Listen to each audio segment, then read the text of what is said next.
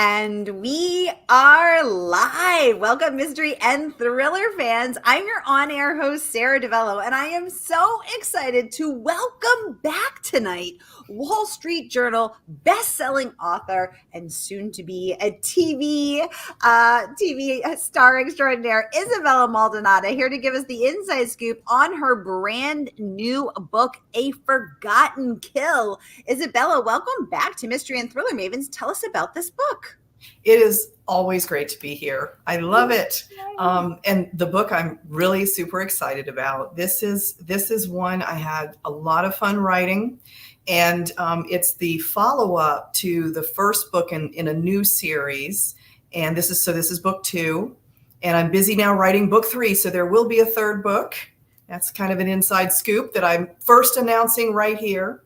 And but it is really exciting for anybody. This one is a serial killer, but with a really interesting, totally different kind of twist to it.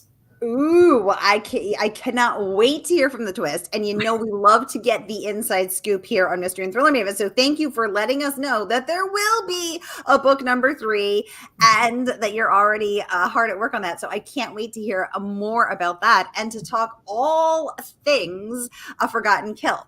So first, I just want to welcome everybody because we are streaming live to 7 different destinations across Facebook and YouTube. So hey, mystery and thriller loving friends, no matter where you're watching from, you're in the right place. This is the right time. It is Mystery Monday. And because Mondays can be murder, we're going to make them a little less painful for you and get your week off to a killer start. So if this is the first time you're joining us, welcome, friends.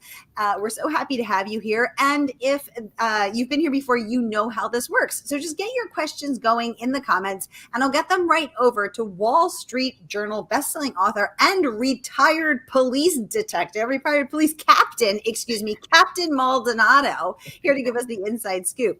So let's see who's saying hello. Randy Trent joining us from YouTube. Hi, Randy. Always such a pleasure to see your name and Kitty pop up. Robin's joining us from Facebook saying, hello, Sara and Isabella. Hi, Robin. Such a pleasure to see your name pop up.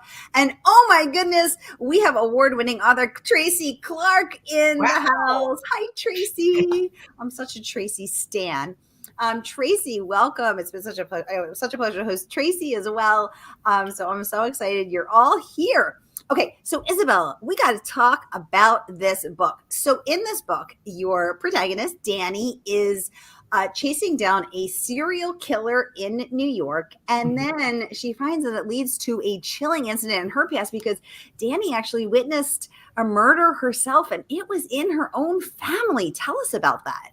Yes. Yeah. This is why it's different. I don't seem to ever be able to write a straightforward plot. It's just not in my DNA. Everything has to be like layers upon layers and everything's convoluted. I guess it's the way my brain is.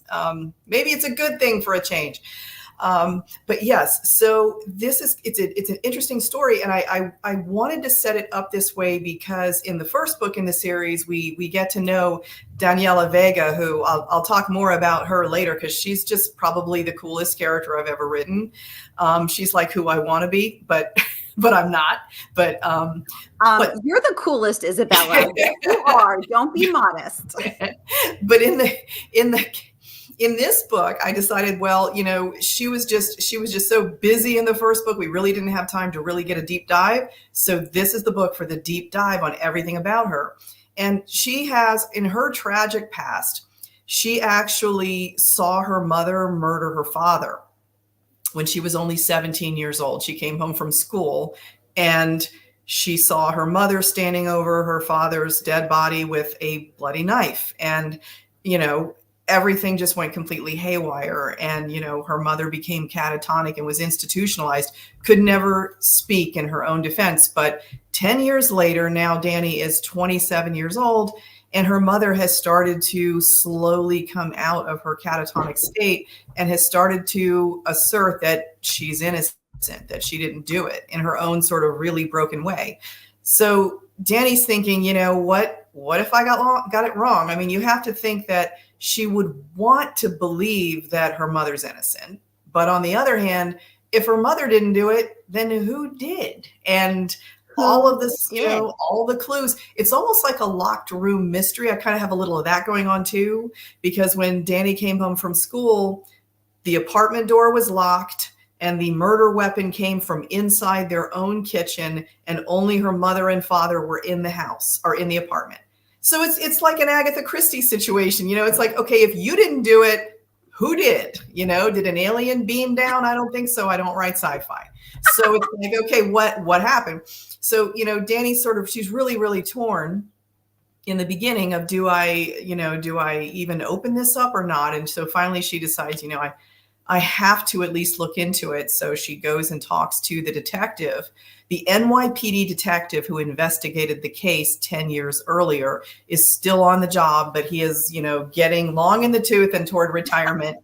And she basically goes to him and is like, look, I would like to see those files. And he's like, oh yeah, guess what? I'm overworked. I have 100 cases. You're a code breaker and your specialty is recognizing patterns. Here, I have 3 cases. They might be related. They might not. You tell me if you can find a pattern in these 3 cases, because that's and she's an FBI agent. So she's law enforcement. So it's okay to share a law enforcement case with her. And he's like, you know what? You do that. You tell me if I've got a serial killer on my hands. And then if you do, then I'll let you see your father's file. But right now I have real cases with real people who could be dying, and I need to focus on them first.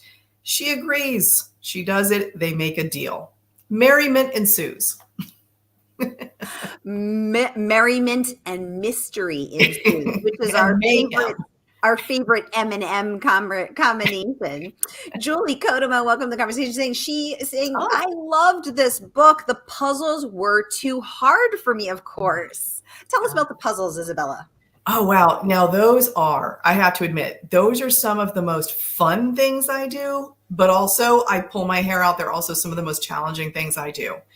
And it's funny because I like to write the puzzles so that the reader can solve them on the way.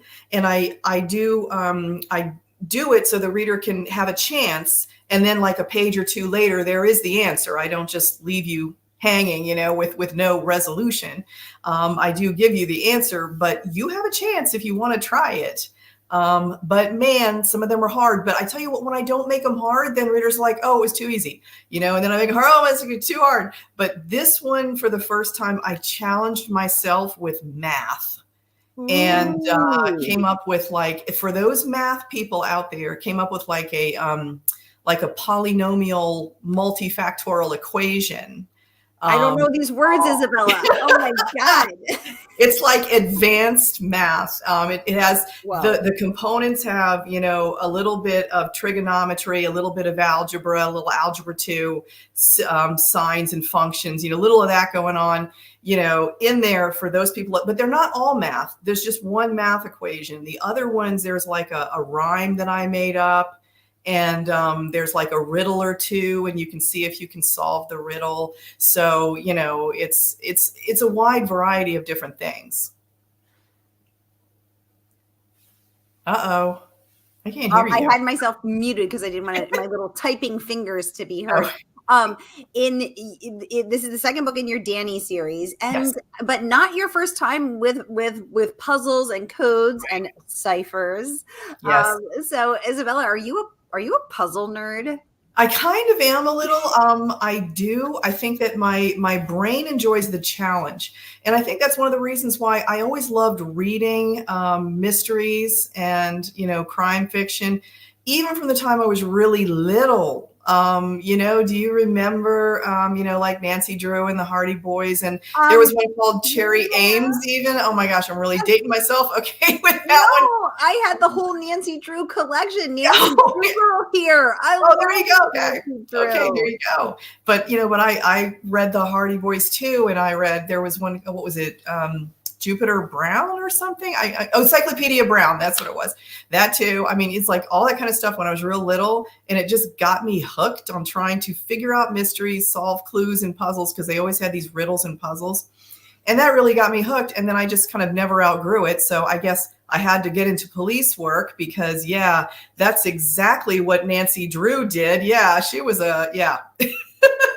it turned out to be a little different from what I imagined, but that's okay. 22 years later, I come out the other end and I have, big girl mysteries to solve. So it worked out. Fun fact, Isabella is a real life retired police officer. She was the first Latina woman to make police captain in her precinct, and she was handpicked by the FBI to go to the National FBI Academy in Quantico, Virginia. So Isabella is not only a crime, we're getting so many hearts up on Facebook, so many surprise faces on Facebook. So not only is Isabella a crime fiction writer, she's a real life crime fighter. And so I think that's one of the many things that I really love about your books, Isabella. I love your characters, your fierce, fabulous characters. I love the cases that they work on, the crimes that they solve. And I love that everything is backed up by your real life experience. So when nothing annoys me more than something that is just so unrealistic. It's never going to happen. So one of the things I love about your books is that when an FBI agent is doing some investigation, when a police person, a police officer is working, I know this is true because you did it. Yeah, it's as true as I can make it and still, keep the story going at a fast pace.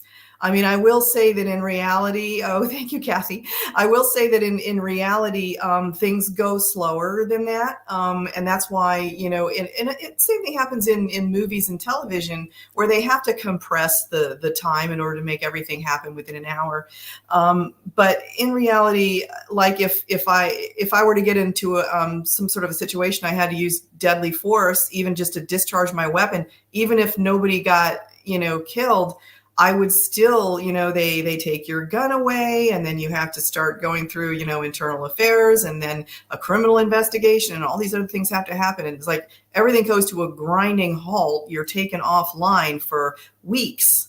And it's like that would really kill a high octane thriller. So I have to always come up with ways to keep the action moving. So sometimes I will bend reality a little, but that my brothers and sisters in law enforcement always tell me that they still enjoy my books because I find kind of a tricky way around those rules that's still realistic enough that they can okay, I can see how they would need to do this, or they didn't have a chance to take her offline because then this happened and, that sort of thing. So I find ways.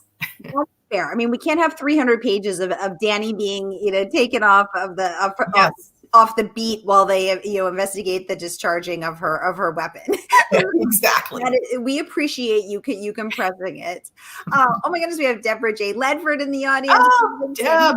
Hi, Deb. We have Sharon Bishop saying, "Hey, girls. Hey, girls. Good to see you." Randy wants us to know that his grandson is watching. Of course.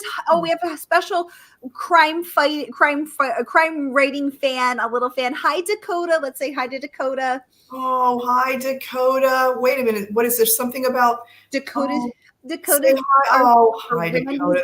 Randy's a valued member of the Mavens community. He's been with us for years. Hi, Dakota. Thanks for tuning in. You have to grow up to read lots of books. So start reading young. Start like I did. Start young. Yay. Thanks for watching with us, Dakota. Sharon saying, Isabella, your book sounds so amazing. It is so amazing. I am halfway through and I am thoroughly enjoying it, as I always enjoy all of your books. Renee saying, hello, Sarah and Isabella from Southeast Florida. Hi, Renee. So good to have you here. Sharon saying she loves puzzles. They are her thing. Good. Renee saying she really enjoys reading Dani stories. Let's pause there. So this is book 2 in the Dani series. How many Dani books are we looking at? Well, I think it's going to end up being a trilogy. I seem to write trilogies, and this is now my 3rd trilogy. So what is that? A tri-trilogy? I don't know. A trifecta of trilogies? I don't know. But yes, so this is my 3rd set. And I'm writing the 3rd one, like I said, even as we speak. And with the Dani series, they're all very code and puzzle heavy. Yes. Very much so. Mm-hmm. Now, with the Nina Guerrera series, there was also 3. We also had some puzzles, which were super fun. Have you ever thought about going beyond 3? Have you ever thought about going to the Patricia Cornwell? I think she's got 36 K Scarpettas. Have you thought about that? Or just 3 is your lucky number? Well, no, I mean, I think I I would be very happy to do more, but I'm traditionally published, so the publisher has something to say about that. And, so I think they like to keep things fresh at this point and, whatever. But hey, if anybody wants to start a write-in campaign to my publisher demanding more, that's fine. I mean, I'm down for it. I feel like I want more Nina Guerrera. You kind of left us. I really enjoy Dani, but Nina is my girl. Nina was my first love. I love me some Nina Guerrera. Oh my goodness, we have New York Times bestselling author Mark Greaney joining us. Oh, I just hosted Mark 2 weeks ago for the latest in his Gray Man series, which just hit the New York Times. Congratulations, Mark. And we can't wait to see you at Thriller Fest. I was just looking at your graphics today, so we can't wait to get some more Gray Man in person, some Gray Man Greeny in person at Thriller Fest. So if y'all love mysteries and thrillers as much as I do, as much as we all do, come to New York, where Isabella and Mark Greaney will both be joining us and speaking about their books, their careers, their incredible writing. But Isabella, you left us on a bit of a cliffhanger with Nina Guerrera. So DiVello is starting a campaign to bring Nina back. Okay. Yeah, that's right. That's right. Do that. They will pay attention. I'm sure. Renee wants to know, what kind of puzzles do you like, Isabella? Well, actually, I create a variety of puzzles because I like a variety of puzzles. So, and sometimes it depends on my mood. Sometimes I can do something that's, very sort of conformist, like a Sudoku or a crossword, or little code breaking exercises or whatever, which I do sometimes. But other times I like to really go off the rails and do really unusual kinds of puzzles. And actually, those are the most fun for me. Is when I create a puzzle. Okay. And that's what I do. I find it a lot of fun to do that. And then you learn and you do research. And since Dani is a code breaker and she's like trained in the military in cryptanalysis, I had to really learn what that is all about. Yeah. And there is a lot of history to it. And so I had to make those kinds of puzzles. And some of the readers just really loved it, and they responded. Like, I explained what the date shift code was in the first book. And then some of the readers like, oh, wait a minute. Okay, I understand how this works. And then they would quickly put the book down and they'd start solving the puzzle once they learned how to do it. And they had so much fun because then they were able to, and then they actually solved it. And then they're like, I was right. That's what this says. Oh my gosh. And then they were able to go on to the next clue. It was a lot of fun. Oh my God. It's so cool. It's so cool. Robin joining us from Facebook saying, hello. Hi, Robin. Thanks so much for tuning in. John joining us from Northeast Ohio. Hi, John. Thanks for joining us. Dave joining us from Alaska. Dave, I think you win the furthest away award so far. He says he was first exposed to your books through Prime Reads, but now he's completely hooked and a fan. Okay. Yeah, I've been fortunate enough to have 2 books. One was The Cipher, was an Amazon First Reads, and then the first one in this series, A Killer's Game, was also a Prime Read selection. I'm very fortunate that was able to happen. It was fun. And Isabella's coming on tonight to give us the inside scoop on A Forgotten Kill, which is available for pre-order from our favorite woman-owned independent bookstore. That is, of course, Murder by the Book. So, hey, fam, get your pre-orders in, whether you're watching on Facebook or YouTube. Here is that link. Click and pre-order as fast as your little fingers can fly so that you can immerse yourself in the world of cryptography, Dani, serial killers, murderers, all of the good things we'd love to do. So here is that link. Julie saying she wants more Nina too. The movement is already working. Want more? Okay. All right. You know what? We're going to have to come up with a link or something. I'll do it. I'm going to exactly. Sharon wants to know, is that a coat or angel wings behind you? Oh man, you're right. It does look like angel. Now that I see it, I'm able to see it in there. It is just a coat. It's a soft, fuzzy coat. It looks like angel wings. I can flap. The reason I put the coat behind me is the chair behind me is exactly the color of my hair. and I just Wow. blend and I look like a face floating in a sea of chocolate brown. It's Instead, not, you're now an angel fluttering yeah, her little exactly. angel This is wings. better. I'll go for that. I'll go for that. I like it. Randy says, congratulations on your successful police career and sharing that he's a previous officer himself, 8 years Wow. of cert. Wow. Oh my gosh, that's fantastic. Well, congratulations for that too. That is really amazing. It takes a special person, I will say, to get into this career. It's kind of a thankless job, especially nowadays, but it always kind of was. I put it to you this way. No one ever calls the police because they're having a good day. Yeah. Hi, I'm having a great day. I Yeah. just wanted to Yeah, say right. hi. Yeah. Yeah. Just want to call and let you know life is good. I mean, yeah, Oh my it's God, I'm like, going to do that now and bring just like just a do cake that. and just Yeah. say thank you for Thank you. service. There you go. It's like and so therefore you kind of have to go into it knowing that you're going to see everybody on their worst day. So yeah, that's kind of the way it is. And you know what's so interesting is Randy and his wife tune in every Monday. They are valued members of our Mavens community. They just won a copy of a book giveaway 2 weeks ago. And Randy, I did not know this about you. So see, I'm learning more about you here in the Mavens community. I love that. Sharon wants to know, Isabella, do you make regular puzzles too? You know, the ones that come in a box, or are you just into this law enforcement, cryptography, FBI stuff? You know, Sharon, that's a great idea. I never thought about that. What if I did? Oh And my then God, what if it was the book cover? yeah, what if I did? I no, the answer is no, I don't, but I should do that. Ooh, and then I could do like a giveaway, like for people in my newsletter, they could win a puzzle box or something that I create. Oh my That would be God, that would be so cool. Oh my gosh. And pretty cool. Sharon Bishop thought of it. What a great I idea. know. Oh That's my a God, I love that. smart idea. See, look Yeah, at all these cool things that are happening right now. I know. I'm going to Um, do something like that. That's good. Because people, Yay. I think people who like me like puzzles. You know, I love even though puzzles. not all my books involve puzzles, but you know, they all involve mystery. Exactly. And that's what we're here for here in Mystery and Thriller Ravens. Renee saying, Isabella, she already pre-ordered your book and she can't wait to read it. Kathy saying, yes, Murder by the Book, a Texas. Great. Yay. Kathy, Team Texas. Great to have you in the house. Sharon saying she loves that. Oh, that would be so cool. Yay. Randy saying police work equals 8 hours of boredom and 15 minutes of extreme terror. That I must be agree. tough, spiking your adrenaline like that and then going into a state of extreme boredom.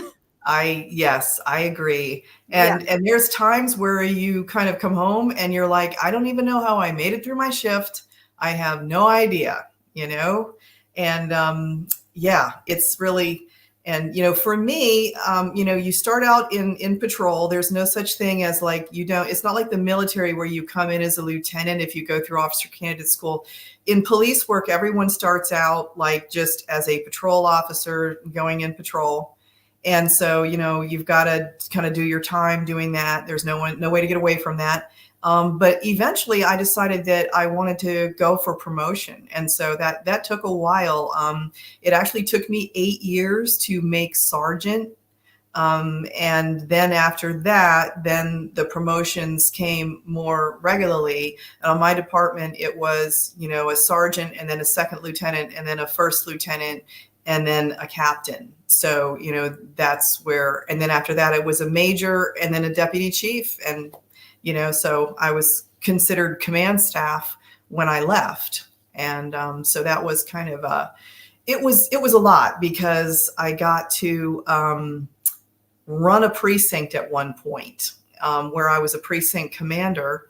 And it's like having your own miniature police department. I had like, I don't know, something like around 140 or 150 personnel that were just in my precinct.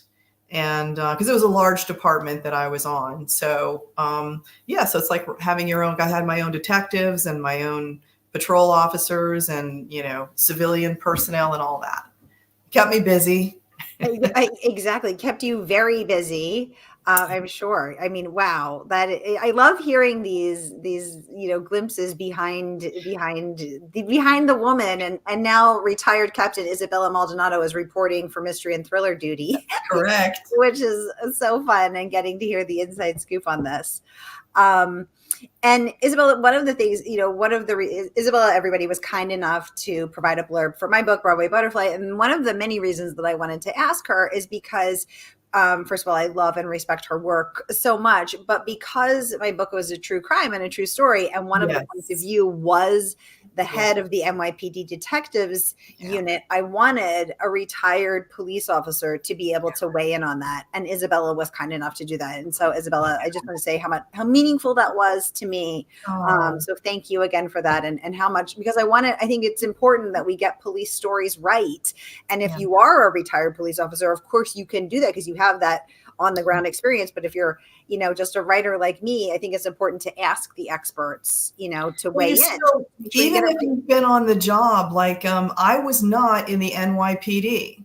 And in this book, I said it in New York City, and I needed to feature the NYPD. And so thank goodness I was able to get a hold of 3 different NYPD retired, 2 of them retired detectives, and another one like a retired sergeant. They were incredibly helpful to make sure, because what I've learned is every department is different. Their procedures, their policies, their lingo, just their culture, the way they do things, it's all very different. And I did not want to make the mistake that I see a lot on television. Television's really guilty of it, where everything kind of sounds like one police department, and they use the same lingo. It's like, yeah, we all don't talk like that. And just it sort of becomes this thing where everybody's using the same lingo. And I really try to make it very specific. One of my series is set in Phoenix. And I made sure I got really embedded with the Phoenix Police Department, because I wasn't in Phoenix either as a police commander or officer. Wow. So I did the same thing. They have a radically different culture than NYPD, but it's another very large police department. They have thousands of officers in Phoenix. It was the same thing. So I had to make sure I was very accurate to that as well. Isabella, what was one thing that surprised you about how different it was from the NYPD to the Arizona PD? I think a lot of things are the same, but some of the things I noticed that were really different was the kind of the levels of bureaucracy, and part of that comes from just the sheer size. I actually learned, I did not know this, but I learned the NYPD is actually the largest police department in the world, the largest municipal police department. Wow. Not the largest law enforcement agency, but the largest city police department in the world.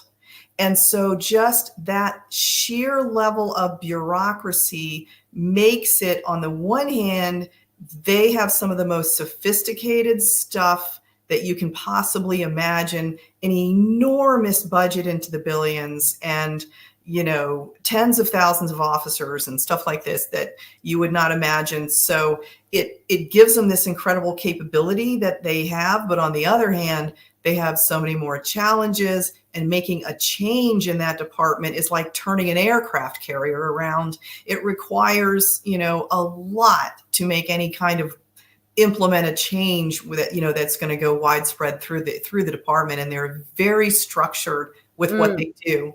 And so that's one of the things I noticed. Interesting.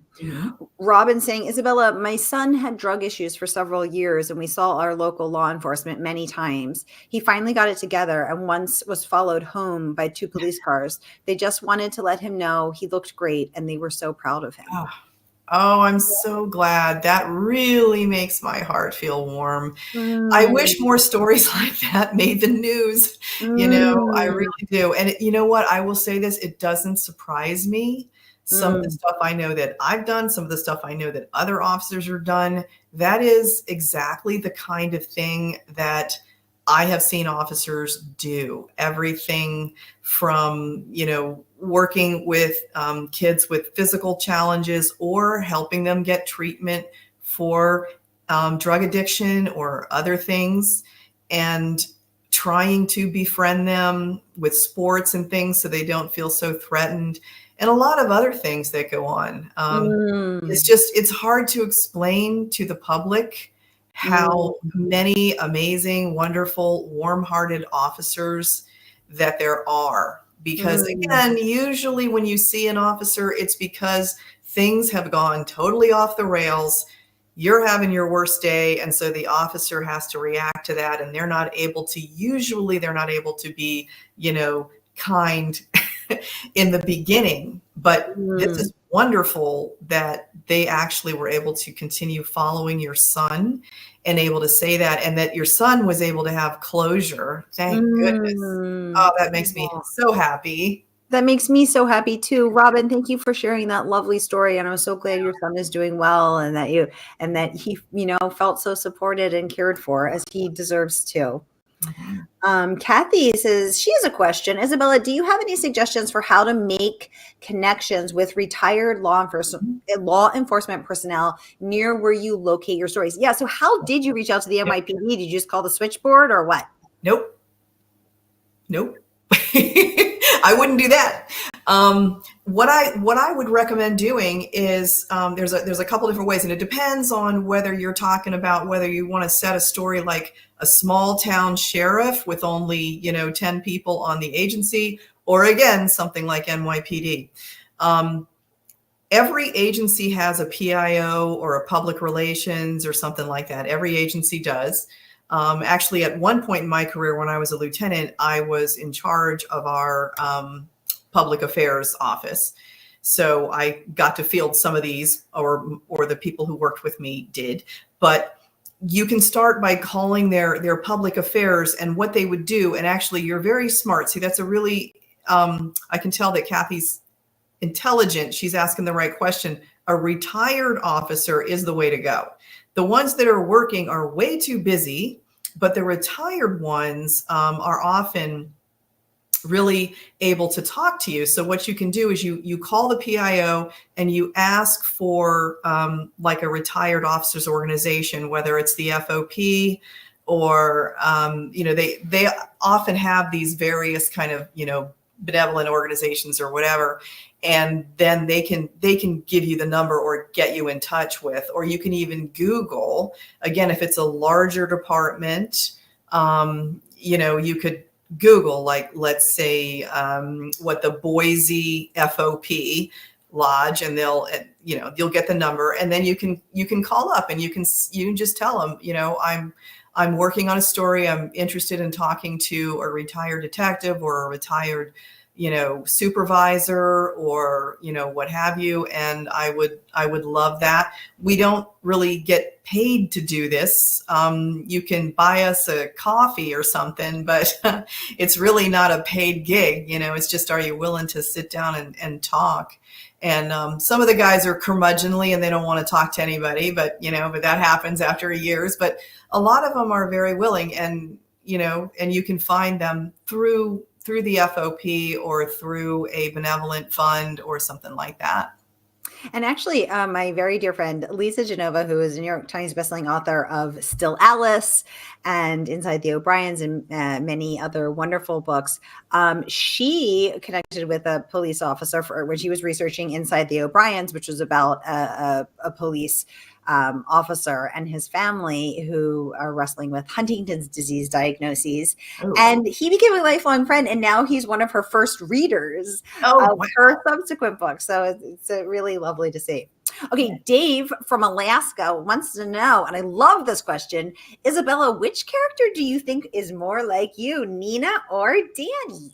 Oh man, he left out Miranda Cruz. Miranda Cruz. And how reading? It's okay. It's okay. Wow. It's well, honestly, if I had to choose just between those two, probably more Nina, in the sense that Dani is just so okay. So for the people who haven't read her, I was very inspired about Dani. I wanted to write a woman who was just so really strong and fierce. And, I was thinking to myself, why does Jack Reacher get to have all the fun, and Jason Bourne and, fill in the blank, all these really cool, Dirk Pitt, whatever. I mean, why do they get to have all the fun? I want an action hero that's a woman, but, and this is really important to me too, believably so. Because that's the other thing is, when I watch TV and movies and things and read books, having been in situations on the job where I physically had to fight with a man, it is really, really hard. I'm telling you, men. I'm very much about women's rights. I wouldn't have chose a career in law enforcement nor risen to the rank of commander if I didn't think that women could be in charge. Okay. But I'm just going to tell you that physically, that even a, fit woman fighting with a full grown, angry, drunk, possibly drug enraged man, it is really, really hard, and it's really dangerous because, as we say in law enforcement, there's always a gun on the scene of every fight, and it's at least going to be yours, and you need to make sure that you don't get it taken away from you and used against you. So every fight's like a fight for your life. And that's why you see sometimes the cops, they do act like, they are fighting for their lives because that's kind of how we're trained that way. So I do it is frustrating for me sometimes when I see, I look on TV, and you see these beautiful, size 0 or size 2 women, and they're in their high heels and they just flip a 6 foot tall man right over their shoulder. And it's like, okay, I've never seen that done in reality with like a raging, angry suspect that you're trying to take to jail. It just, that's why you tend to do it in groups, because you just need to do that. And so I thought, okay, if I'm going to have a female action hero, I want to do it someone who's different and who's really maybe up to the task, who could be believable. So I did my research and I found out that there are female Army Rangers, like real Army Rangers. And I actually, and I'm embarrassed because I didn't know this until I did this research. But starting in 2017 was the first time that they had women that went through both parts of Ranger School. It's called Scrolled and Tabbed, and then you're in the 75th Ranger Regiment. It's not just that you went through training and got a certificate. You went all the way through both parts, and then you got assigned to a Ranger unit, and you're there, and you are a Ranger. That they don't change any of their requirements for women at all. So in 2017, the first women graduated and became Rangers. And then in 2020, the first female led a platoon of Rangers in combat. She was a Ranger herself. And in, I think, 2021, there was the first female Ranger captain. And so it is knowing and then, I did a deep dive on the research, and I got pictures of these women because they snapped some pictures of them while they're going through their training. And these women, they shave their heads, and, you see pictures of them, and they do have a full grown man that they have to carry in a fireman's carry by themselves, like a 180-pound man over their shoulder. Wow. While they are running through, because the whole point is that you can't qualify unless you can pick up your buddy and get them out of Dodge if things go bad. Otherwise, you're not pulling your weight literally. And you cannot do the job, And so these women, oh my gosh, I was so incredibly impressed. And then one of them, I'm just like, oh my gosh, she graduated from West Point. And I'm just like, whoa. And then, and then she's the one who's a captain now. Actually, 2 of them graduated from West Point and then became Rangers. I'm like, okay, wow, these women are incredible, but they're amazing. I know. And that's the thing. Yeah. These women sound amazing. And that's why I was so impressed that I thought, okay, that's who my action hero is going to be. She's not just like part of some secret mission or something. I mean, she literally is going to be one of these women who did it. And so that was the birth of Dani Vega. And then because it's me, I said, oh, heck, let's just have the military trainer as a code breaker while we're at it. So she has that going on too. Because actually people in special forces are very intelligent. They're smart.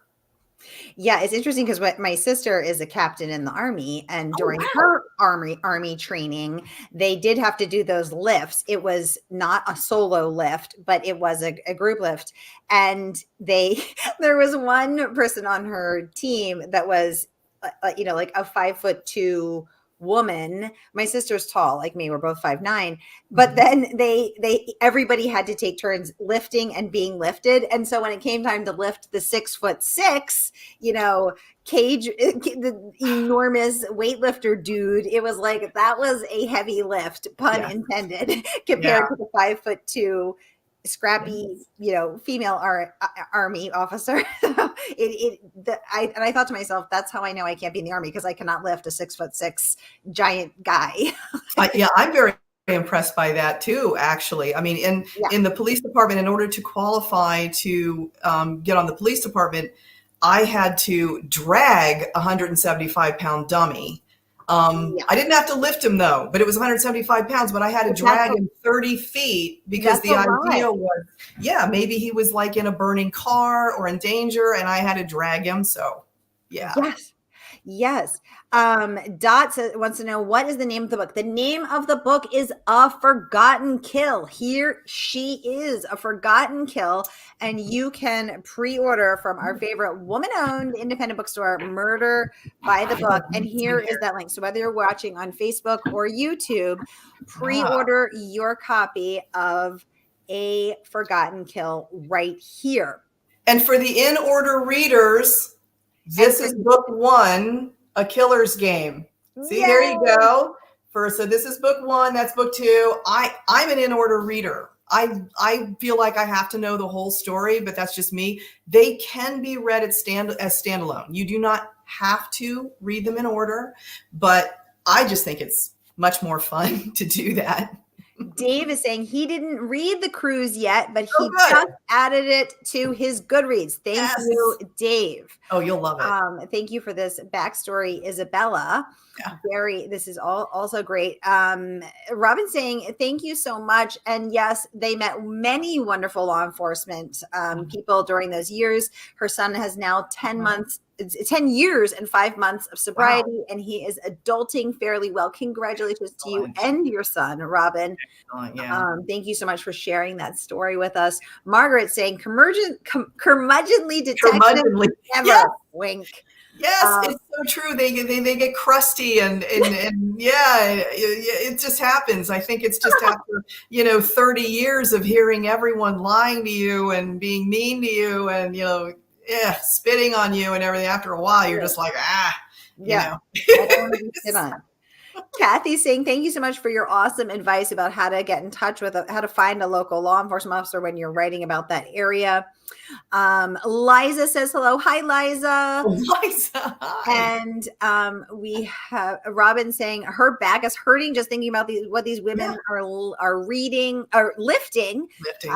Renee sending us so much love. Robin saying these are the women's stories largely unknown and sadly more recent than people realize. Absolutely. Yes. She adds that she is an in-order reader too. I want to know the whole story. Team whole story here as well. That's right. Sharon also team read the whole series in order. Oh, hey, Jane Brannigan Kaufman. She says she can't wait to read the series. Oh, that's great. All right, y'all, we are over time. Time flies when you're having this much fun with such a fabulous, phenomenal guest. We have retired police captain Isabella Maldonado giving us the inside scoop on life on the police force, life in the FBI as a hand-picked police officer to go to the FBI Academy at Quantico. And you can get the scoop on FBI Agent Dani, the second book in her Vega series. Dave, last question coming in hot. Wants to know, is there any chance of a multi-charter book? Oh, I think it means multi-character, I think. Miranda, Nina, and Dani book. I'd tune in.